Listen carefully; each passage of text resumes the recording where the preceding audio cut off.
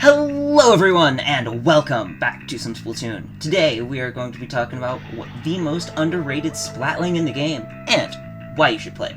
So, let's grab our hipster hats and talk about the Nautilus. The Nautilus is a mid-range splatling, roughly equivalent to the Splattershot Pro, with the unique ability to hold a charge and swim, similar to the unscoped chargers or the Goo Tuber. This is where the weapon begins to shine. Like the Johto region, this splatling comes in two variants, gold and silver. However, like all big gamers out there, we know the best one, the silver one. For those curious, here are the game statistics for both the Nautilus 47 and the 79. The 47 comes equipped with the point sensor and baller, and the 79 comes equipped with suction bombs and the inkjet. With that being said, let's get into why you should join us and join the Nautilus.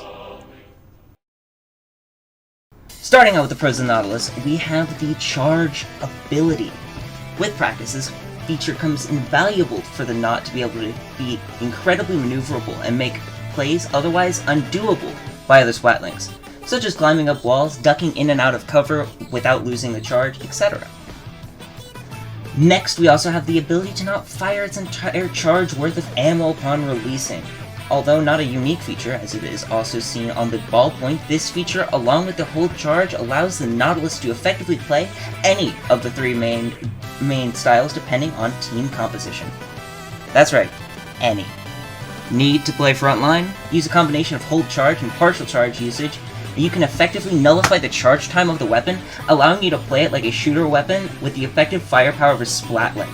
Combine this with your superb range, and you make for a deadly frontline weapon, especially against weapons that are dominant in the meta with very short range, such as the Clear Dapple Doolies, or the N-Zap, or the Splash-O-Matic, weapons that frequently dominate the front line, while still having the mobility and maneuverability to keep on par with such weapons. What's more to this is you can make use of your point sensors to point out enemy locations, or use suction bombs in strategic areas to catch opponents off guard and possibly flip a push into your favor. Need a midline? The Nautilus's decent range and mobility allow it to play an incredibly powerful midline and support for frontline weapons and painting. Making use of its effective capturing potential and usage of the baller special or the inkjet allows you to effectively take control of zone and be a powerful anchor point for your team. In a similar way to this also helps for backlining, especially on teams or opponents where you are the highest range thing in the fight. This is especially potent in modes like Rainmaker or Clam Blitz, where weapons such as the Dualies or most shooters are dominant. You easily are able to make use of that longer charge time and the ability to effectively get on top of key positions to hold down fortifications, as well as be able to be a primary artillery support and primary anchor point to pushes for pushing Rainmaker, pushing clams into the basket, holding down the zone, and even riding on tower. Using a combination of these features allows this weapon to be one of the most versatile jack-of-all-trades weapons in the game, and puts it firmly in a spot to be able to be usable and viable in almost any situation possible. However, the Nautilus isn't without some drawbacks. Mainly the Nautilus sets for both the 47 and 79 leave some room for improvement. as the baller leaves the knot relatively vulnerable after exploding, and Inkjet has been nerfed so hard that it becomes more of a liability than a boon for the knot itself, especially if you aren't good with aiming the main weapon of it. The sub-weapons as well for the weapon are, while not horrible, are not by any means the best possible choices. The point sensor on the 47 can be useful for identifying enemy positions, and can be, in some cases, beneficial. However, most of the time you're going to end up using the main weapon, as well as the suction bomb on the 79 drains too much ink to be seriously valuable as a sub-weapon spam, or to be effectively used mid-combat, as it also blocks your charging. The knot also struggles occasionally with ink consumption and charge time, especially in high-pressure situations if you were unprepared. Additionally, it also can have difficulty squaring off in 1v1s against other splatlings with longer range, such as the Heavy or the Hydra, leaving it to feel like a master of none in some situations. However, as the saying goes, and the Nautilus certainly fits the bill for it, but better than master of one, the Nautilus can easily overcome many of its supposed major downsides. With practice and keen awareness of the battlefield and your own levels of ink and charge, it can compete with many of the downsides of the knot. As mentioned before, the charge capability allows you to effectively nullify the charge time in most situations, provided you can keep a good enough eye on it, effectively nullifying any sort of downside to the splatling portion of it, and allowing you to take advantage of most people being unprepared to deal with the splatling at point range, and allowing you to get the jump on many shooters and other things that would be otherwise pressuring your team. Additionally, the use of the whole charge ability can be used to sneak up and flank other backline weapons to be able to take them out within your range when they're unsuspecting, while without needing the additional time that most shooters do, or the additional distance closure that some do require as well. In addition to that, the Nautilus can make some of the most effective use of cover by being able to rapidly jump out of it, take aim and fire upon things without needing to worry about charge, to quickly jump back down into the ink and take cover from potential opposing chargers or other incoming attacks that would otherwise leave other splatlings vulnerable.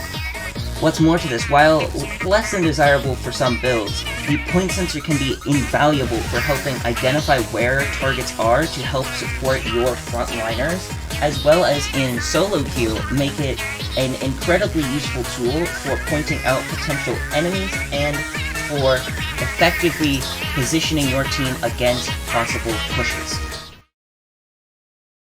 Before we get into the gear build section though, it is important to note that I am definitely not a professional expert on this. I am an S-rank knot player, but this by no means makes me consider myself a professional player. Also, if there's any other knot players out there who have tips or advice for others, feel free to leave them in the comments below. With that out of the way though, this is the gear set I typically run for my Nautilus. Main power-up allows the knot to have an increased firing duration, effectively increasing the amount of charge time you have at any given time. Run speed or swim speed are also incredibly useful for the knot. However, which to use is mostly personal preference, and both have their pros and cons. I've used both before and can easily say either will dramatically improve the weapon and make it feel much more mobile on top of its already decent maneuverability. Ink Saver Main also is one of the most important abilities for the knot, as it allows the knot to offset its ink consumption, especially for the 79 who might use a suction bomb from time to time, which leads to regular low levels of ink. On the 47, it is also helpful to allow yourself to have less worry over ink levels and leaves you more free to use your point sensor at any given time. Overall, the inclusion of this allows for a more reliable and stable usage of the knot, more so even compared to some frontline weapons at some points. Additionally, I personally like to use a sub of bomb defense, quick super jump, and ink resist on all my weapons, as it generally greatly improves overall survivability in certain situations and helps you possibly win 1v1s and dire situations that you wouldn't otherwise. This is also my exact gear build. If you are looking for suggestions or wanted to see how exactly mine plays out, this is the exact stats that I have at any given point when I'm playing the Nautilus.